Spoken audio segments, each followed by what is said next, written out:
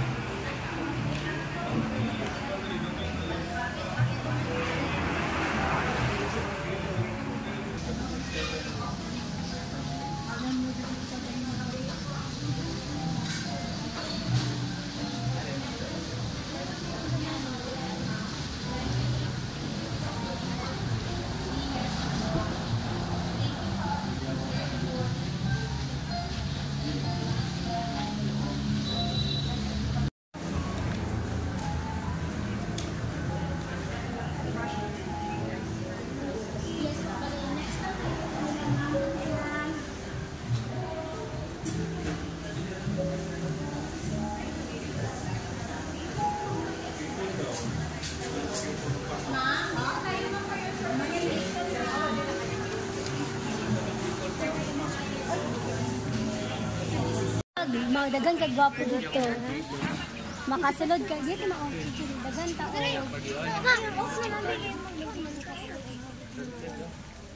I-chat na si Kuan. I-chat na si Kuan Vin, earning an ana ta diri. Oo.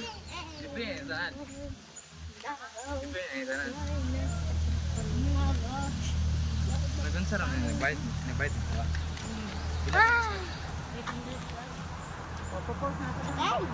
Dami lagi mo zipline. Zipline ko zipline. Dili man suri-suri ra man ang atuang bayaran. Wala man ta, di man ta diri mo kaon. Kita na zipline. Oh lagi bi. Ikaw pa kung unay labay with zipline. Science.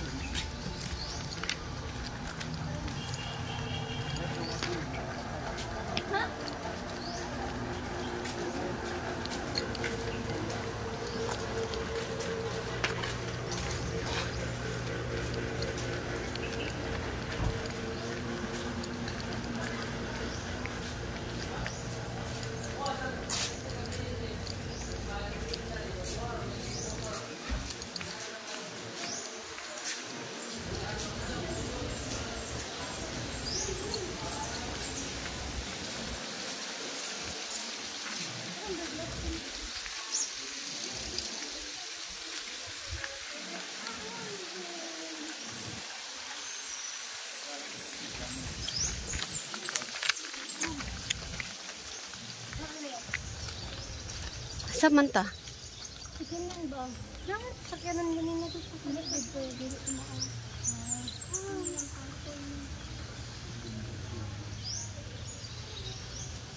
Pinakabang na fountain. Hindi siguro dito. Kita. Pinakabang na fountain. Compact club. Kani ang nako sa una ani nya akong gipatay. Nya mahal day kay ni. Kani Bin.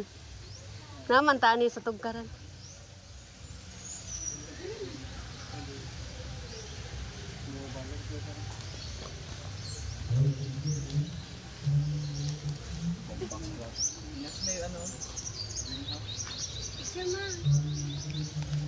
Gi picture.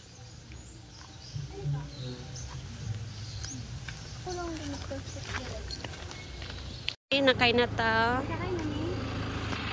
Nakay namin. Nabot ng sundo. Ito ni sa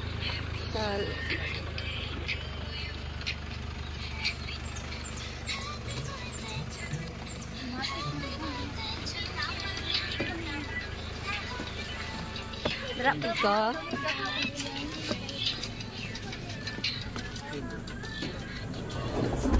Sexy ka na sa.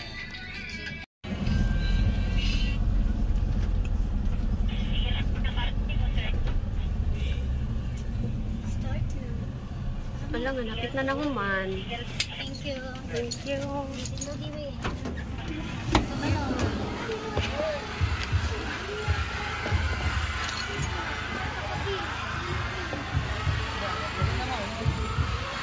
Dali na.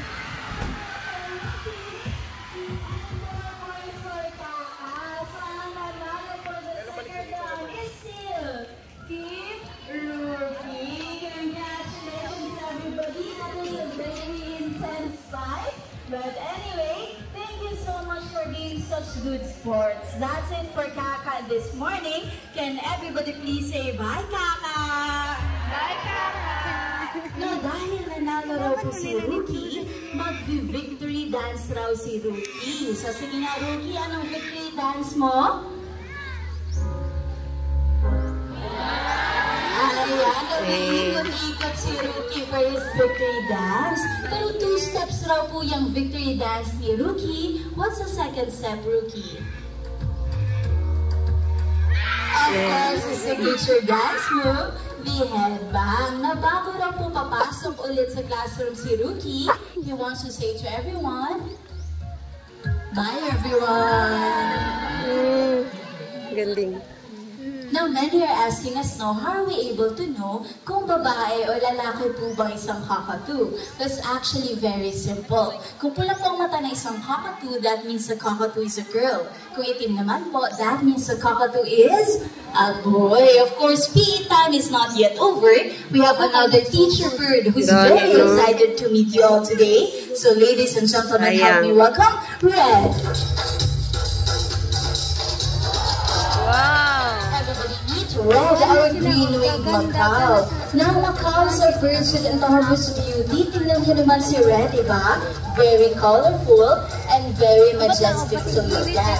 That is why it can be very tempting to just bring them home and make them our pets. But of course, it is very important to stress that macaws has a certain know-how for us to be able to properly take care of them.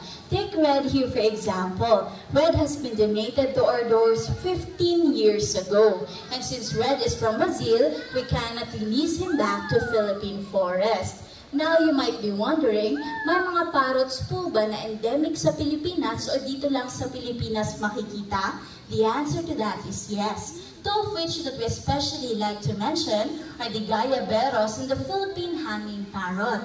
Both of that you can see here in Malagos Garden Resort in the wild. That is why early mornings, we encourage our guests to try the bird watching activity. An activity where you just get to roam around the resort with your binoculars and observe birds in the wild. This is a gentle reminder from Malagos that we share our home to so many beautiful wildlife. Now going back to PE time, ano kayang gagawin ni Red? May nakitang prutas si Red at? Oops! Red dropped the fruit. Let's try that one more time. Let's give Red a bit of cheer. Everybody, let's all say, go Teacher Red! Go Teacher Red! A little bit louder, everybody. Go Teacher Red! Ayan, good job, Red. Let's try that one more time. We're just gonna pick up the fruit that Red dropped a while ago. Sige nga, isa pa. Anong gagawin ni Teacher Red sa prutas na nakita niya?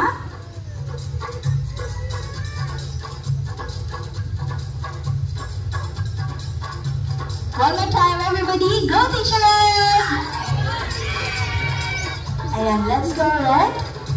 Ayan, I don't think Red is in the mood this morning, but anyway, what Teacher Red was supposed to do is to bring the fruit in the basket over there. Now, if Teacher Rocky a while ago taught us that it is important to save a part of what we earn, Teacher Red over here wants to share that it's equally very important to save some of our resources. like food and water. Because after all, it's not always every day that we get to enjoy the luxuries that we have right now. Now for the next part of the class, I need everyone to be a bit serious now. Today we're going to talk about climate change. Diba, heat waves are crazy in the summer, sobrang init po pag summer, our glaciers are melting, and recently, natatamaan na po tayo ng maraming bagyo, which distracts a lot of livelihoods and homes. Now, we in Malagos believe that collectively, we can do so much. And the first step we need to do to help save Mother Nature is to learn how to properly segregate our waste. So Red will be teaching us.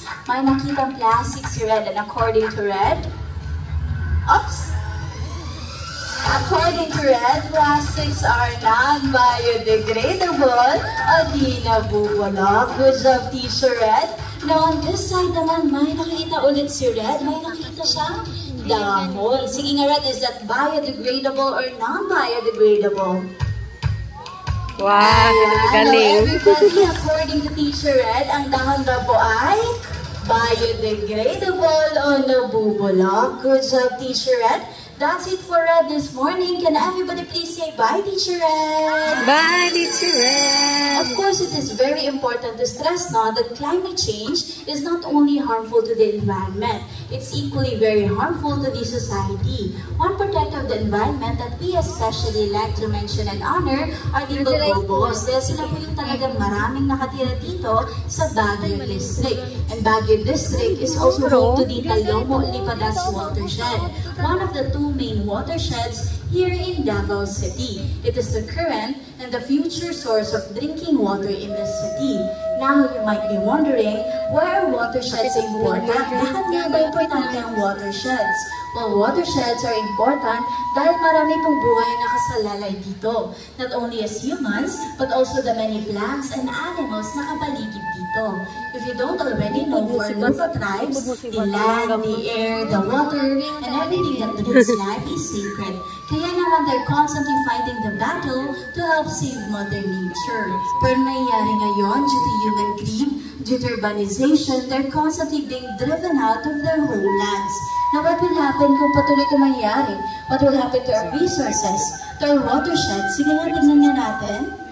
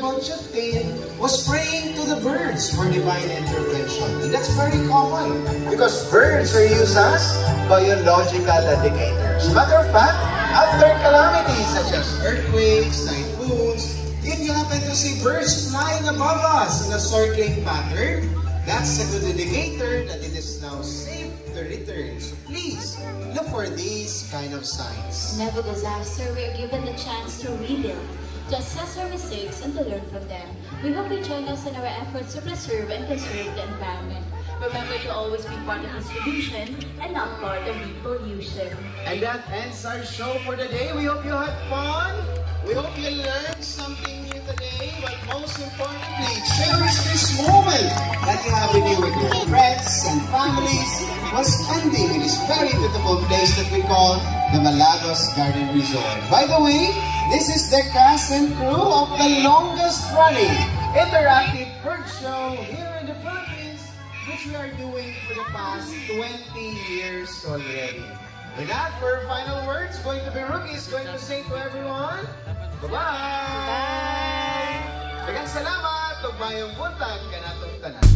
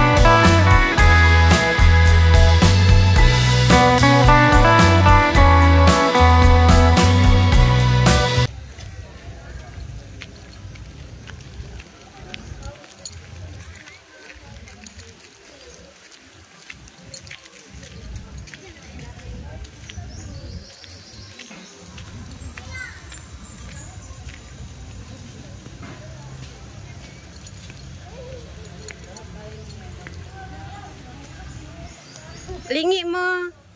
Lingi. Lingi mo dari. Ay, mga bata. Ay. Ay. Kapit naman na may magpupong ni Pastor. Uy, kadag ko sa kuy. Dali sa baon. Prito ha. Mukhaan ko.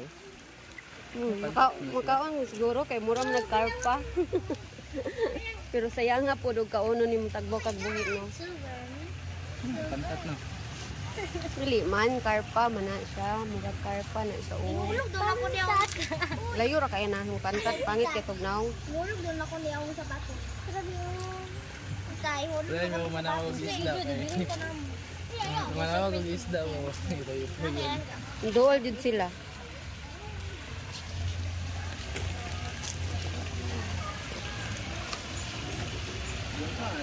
Inani ang nindot nga kuan kanang butubuhian og isda kanang fresh ang tubig ba. Miss ko na to ang fighting. Ah. Puhon-puhon.